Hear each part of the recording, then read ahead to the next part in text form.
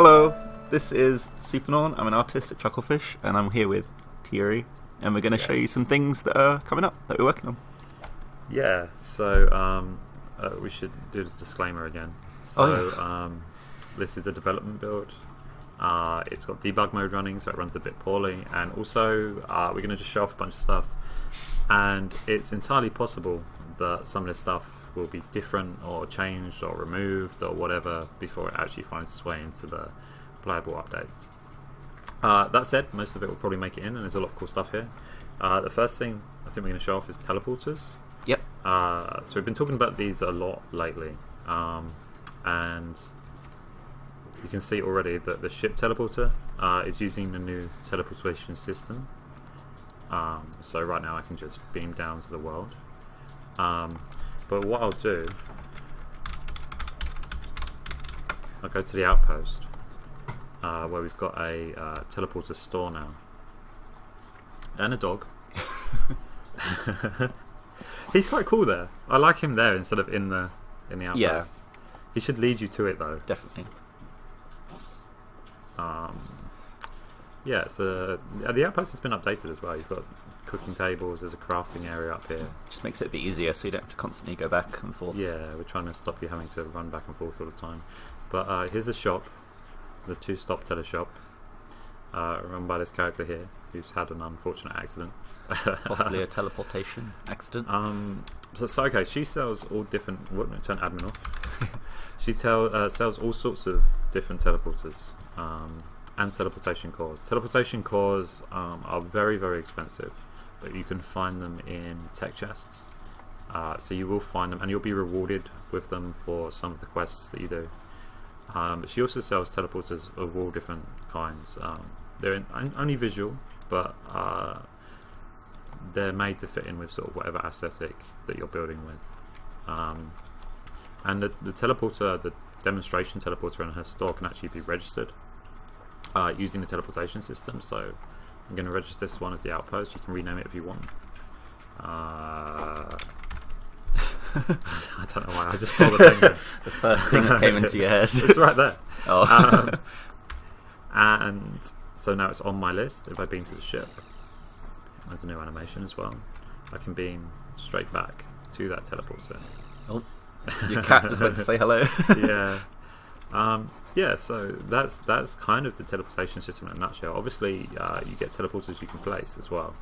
So let me go down to the planet. We can't place anything on the outpost.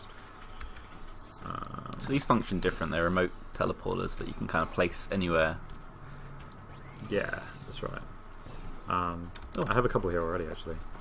So I can register these. You've got the actual planet name there, which is actually it's a new set of names. But I'll call it, I don't know, being exotic with my naming. Oh. And then these are registered as well. It tells you the planet they're registered on, and you can actually just teleport even between them on the same planet.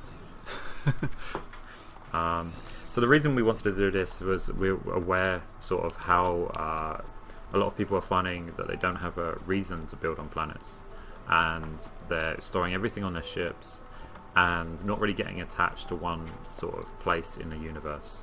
And we're hoping that allowing you to get back to one place very easily is going to change that. And I think it will. I think already in testing we found that we're building sort of cool, unique stuff and building teleporters to it and just constantly going back there rather than just using our ship for everything because it's more convenient. And they're actually breakable.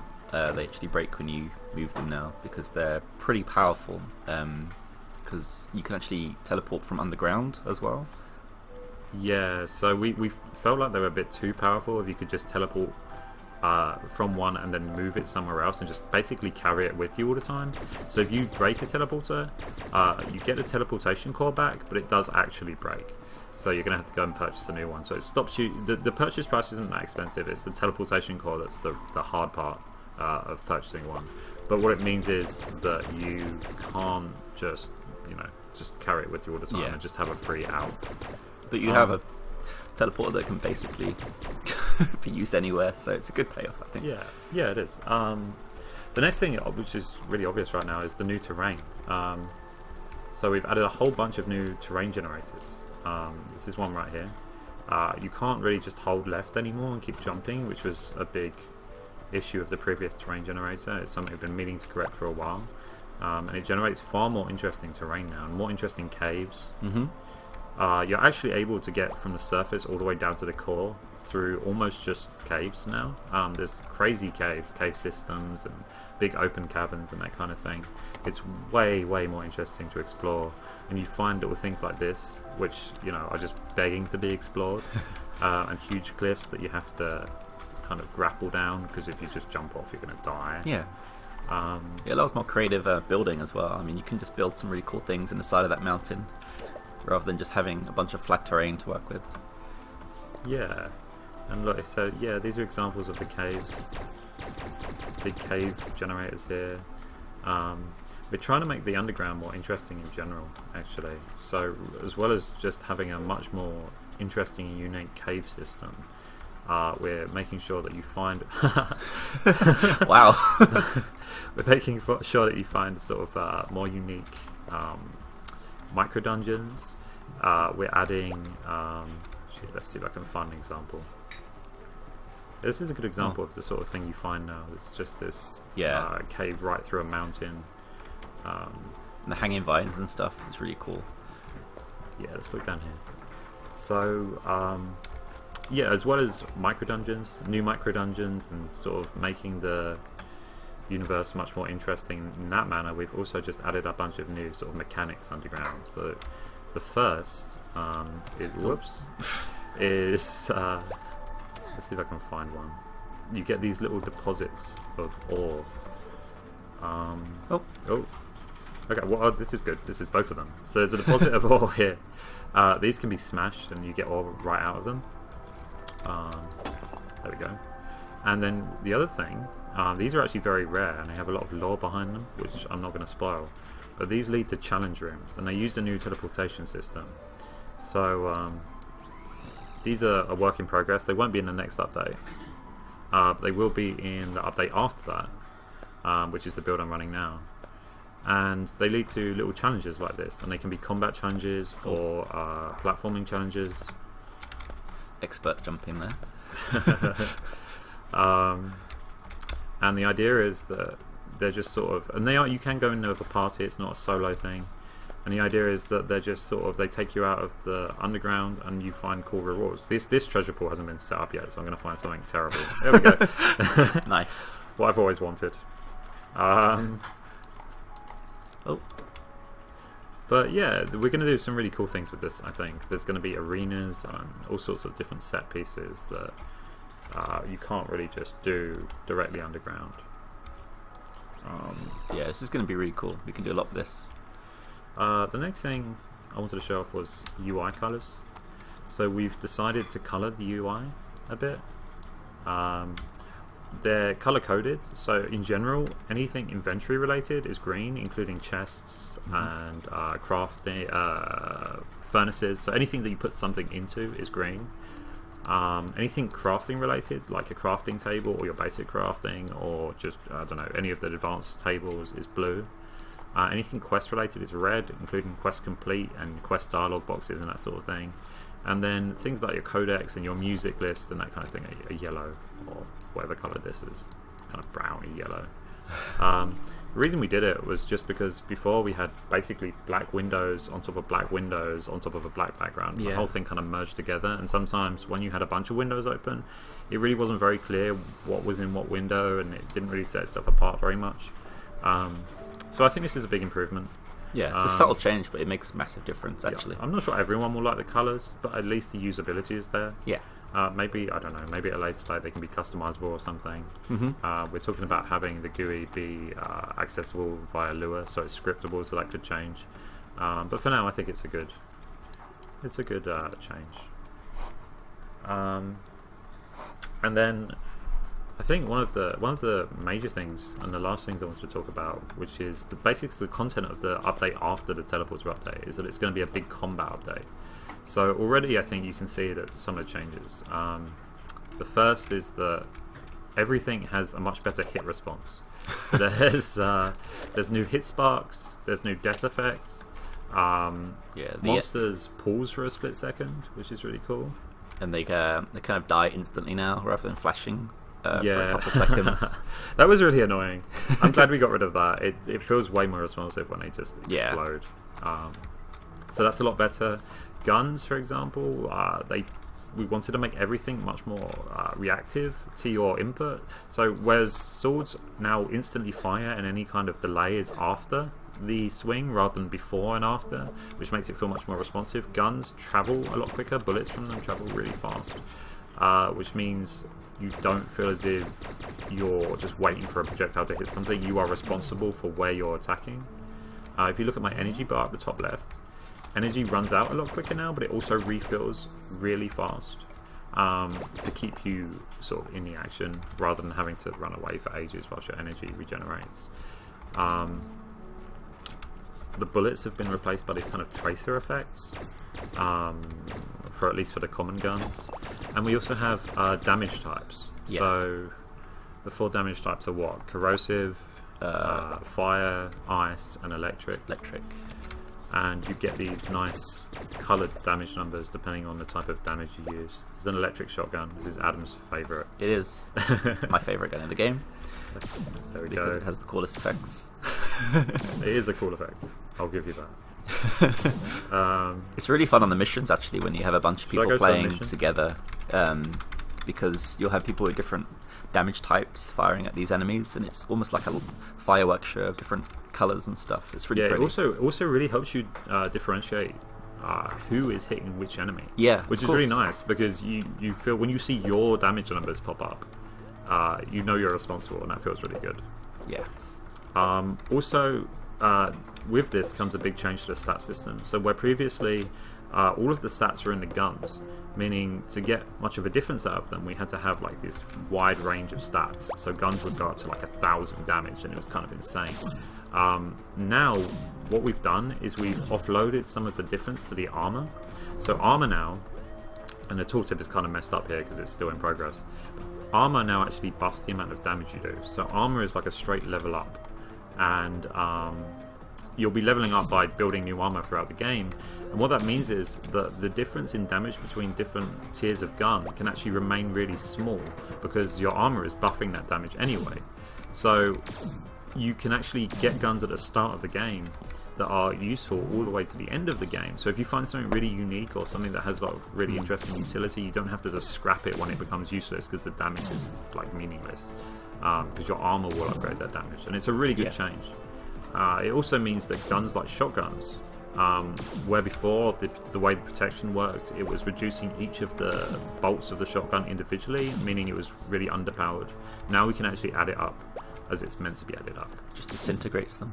Yeah, these guys are just barely too strong to die in one hit. If I had a slightly slower shotgun, we'd just be able to kind of shoot them, and that would be that. But yeah, just in general, combat feels way more responsive, way more interesting. It's just fun, more fun in general. It's just to more be fun. fair. It's way more fun. Yeah. You spend much less time sort of waiting around. So yeah, it's a big improvement. I'm about to die. I should run away. You have 0 health. You got some bandages. I've also got an admin command. Oh yeah. Yeah, this is the sort of starting point for the new combat. But on top of this, to make guns and swords more interesting, what we're going to do is any gun or weapon that is two-handed will have a secondary attack. And secondary attacks will basically be special attacks. So an example of one, and it will be randomly generated, would be an axe that has a secondary attack that makes you leap forwards through the air and hit an enemy really hard, which is going to be so much fun to use. And we're adding, it's almost like tech that's attached to the actual guns themselves, and we're going to add tons of them to all of the different weapons. They're going to be weapon specific, and I think it's going to make combat really dynamic. Yeah. We'll probably have a few legendaries in there as well that are uniquely made by us. Yeah, I think the unique weapons in particular are going to be way better. Really because cool, they're going to yeah. have their own special attacks. Yeah. And like I said, unique weapons now they don't become useless once you kind of level up, once you get to further on in the game, because you level up your armor and then you can keep using them. So if they have a really cool special attack, you don't have to get rid of that, you don't have to lose it later on. Yeah. And it means we can add like unique weapons like boomerangs and God knows what, and keep them interesting, keep them useful. Whoops. Along with that, actually, along with this combat update, let me just kill these guys. This is a cold axe. You can see the new particles on it there. Yeah, it's really cool. An electric sword. But along with that, Adam has actually been doing a ton of new art for the weapons. Yeah, these are all randomly generated. I think what we really need to do with the randomly generated weapons is just bring a bit more sci-fi into how they looked, including the swords as well. Basically, there's about 50 different axe head types and about the same number of axe handles, and so you get quite a lot of variation, and including the magic colors. So you have different color types as well, but they look a lot more powered, a lot more sci-fi than they did before. We've also sort of given them new names. Oh yeah. So they've got really cool names now with a kind Pulse of Ruin. with kind of, and they've also got this kind of what would you call it? Manufacturer thing going on. That's true. So you can see that they're all. You've got Kalox, Zia, Teklaki, Star Rifle. I like that That's one. good. Pulse Ruin, Flux Wrath, that kind of thing. So they're much less silly as they were before, and I think it's a big improvement on the naming. Yeah. But it just kind of shows sort of what depth we're going to on the combat update. We want all of the combat stuff to be polished and feel great and be really awesome. I tried to do the corporation thing visually as well, so there's about 7 different distinct looks for the axe heads. Yeah, And I'll try and really do the like same this with one. swords as well. This is probably my favourite axe so far. I just really like the handle. It looks like one unit, but It's almost like a double. it's poisonous as well. Oh, that's nice. Then I think the last thing for us to talk about is the pets. And here is mine right now, and it's asleep. But the pets are something we've wanted to add for a while. We've wanted to add a pet to the game that had a range of behaviors that weren't really something we could add to a planet. Planet-based pets, the ones you catch, are great, but because they have to follow you the whole time, you can't have them sort of get tired and sit down to sleep, because then you'll just lose your pet. You don't want to be tethered to it and have to sit there waiting for it to wake up. Yeah. But these pets, because they belong just on your ship, we can give them like crazy behaviors. This guy's really moody right now because he hasn't been fed, for example. And also, I happen to know, and each pet is different. I happen to know my one likes sushi because I've been experimenting. Let's see if he likes carrots first. Maybe he'll like carrots. Let me get my carrots. Where were they? Oh, here we go. We should know, for those that don't know, that each race gets a different species of pet. So humans get cats. Oh, okay. He likes carrots as well. He likes carrots and sushi. So that's good. Now I've got 2 things to feed him. But if you hold an object in your hand and he's hungry and he likes it, he'll follow you around and beg for it, which is what he's doing right now. They have a range of behaviors, and if I turn on debug mode here, you can actually see what powers some of them. So they've got sleepiness and playfulness, hunger and curiosity. He's playful's at max, so maybe... Yeah, so okay, because he's so playful right now, I have this little red ball, and you're going to be able to buy these on the outpost. And I should stop walking away from my lockers. You're going to be able to buy this stuff on the outposts for your pet. And here, let me throw the ball to him. There he goes. Let me turn debug mode off. So because he's playful, he plays with the red ball. He's kind of interested. Oh, he's gone to sleep again. He's got tired. Pets do interact with each other as well. I'm not sure if we're going to have some manner of bringing your pet to another ship so that they can play together, but they do have that behavior. We've also got pet houses that they can sleep in when they get tired, and pet bowls. So if you know your pet, for example, likes sushi, rather than have to feed it manually, you can just get 100 sushi and put it in a bowl, and it will just eat when it's hungry. Yeah, that's cool. So yeah, the humans have cats.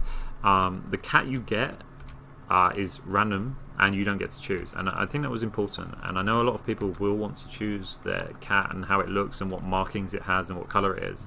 But we kind of wanted the cat to feel more like a character you meet in the world rather than an extension of character creation. because it's much more meaningful that way, that you've met this pet and that it becomes your pet rather than just something you chose. It's its own creature in the world. Yeah, it's its own entity. Yeah. Exactly. And there's a whole range of different look, he's eating from his bowl there.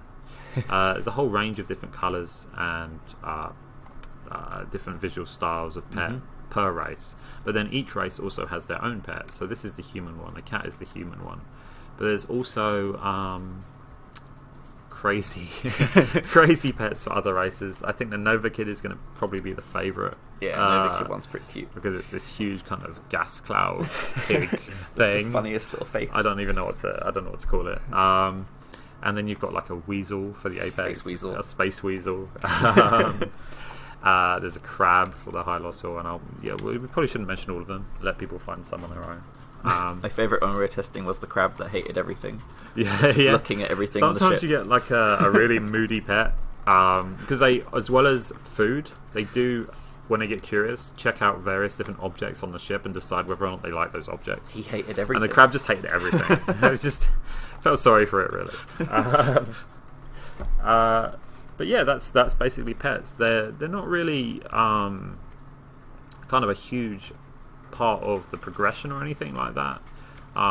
You might find that they come back later in the game to do something interesting that we can't really talk about right now. But they're nice to have around. We might add a way to hide your pet in the cargo hold, so if you are really irritated by it for some reason, you can hide it if it's not your thing. But it's one really, really nice thing about the pets is that when you arrive back on your ship after a long kind of mission or something, they come running towards you because they've missed you, and that's really nice. That is cool. But yeah, and then I think the final thing we posted recently about the characters, progression characters. These are story characters. We can't really talk too much about them, but I just wanted to show off some of the sprites because I think they're cool. And I can tell you the names of these three characters. So the Floran girl is called Nuru. The Apex is called Lana Blake. And the woman in the wheelchair, and we're not decided yet if she will have a wheelchair. She's got a couple poses, if you can see. Yeah, I think generally we're kind of in favour, but you don't feel the same way, right? You're not feeling the wheelchair. It doesn't fit what she does. I don't Okay, feel. But right. we'll talk about it. She's Esther, and she's a archaeologist. She's also probably the most important character in the plot. I would agree with that. Yeah, definitely. But we can't really reveal that yet. Or will be revealed in time. Yeah, and in the next update, actually, there's a new place you're going to be able to visit. It's not going to have its function yet, but it's going to give you lots of hints about the overall plot of Starbound and where it's going. Yeah, some people on the internet have deciphered some stuff already. Yeah, it's got its own language. Starbound has its own language now, and people are sort of setting about deciphering that and figuring out what some of the messages in the game actually mean. It's fun to read, actually. It is fun to read. See what they're sort of. Some of their guesses are wildly off base. Yeah, that's true. But some are actually quite accurate as well. We won't but let's say not which say ones. which ones. No. Yeah. But yeah, that's okay. That's been our first update. Yeah. So we'll see. We'll see what people think. Yeah, let us know. I think this is longer than previous ones, but that's because we've had a lot to cover. But we'll probably do them more frequently, and they'll be shorter. All right. Okay. Thank you, guys. Goodbye. Goodbye.